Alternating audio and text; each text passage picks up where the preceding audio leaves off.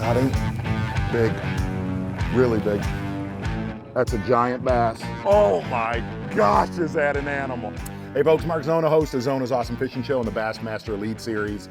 You know, I'm Zona Show for the last really 2 decades, but my entire life, I grew up fishing big water, you know, whether it's Great Lakes or just bigger bodies of water, you know, inland lakes throughout the Midwest, the North. And one question I get a lot is when you're on a bigger size body of water, where do you start for smallmouth bass? And what I always say is, it's one thing that I passed on to my kids years ago is take a bigger body of water and make it small. And the first thing I look for smallmouth, numbers of smallmouth and big smallmouth, is I want to find the biggest flat.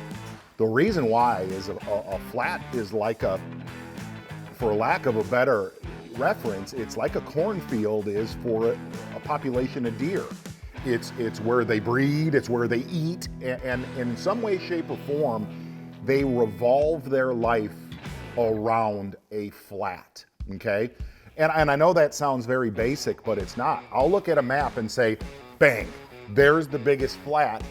Then I'm gonna go dissect that flat, and I'm looking for certain stop signs. When you go to a flat, I wanna find somewhere where grass meets sand, where sand meets rock, where all of those combinations might meet each other. If I go to a flat and it's just the same thing, it's very hard to pick it apart and pinpoint where they live. So the 2 things that I could recommend on a bigger body of water for big smallmouth is, number 1, biggest flat that a lake or a Great Lakes has to offer, and then just start picking it apart, looking for an oasis, looking for a stop sign. That's the one thing I know smallmouth do. They use highways on irregularities where sand meets rock and it makes a vein for a half mile. They will use that because it's an irregularity. So biggest flat and the irregularities you can find on that flat, you're gonna find a ton of smallmouth. Oh my God, the size of that thing. We're done. We're done. We're done.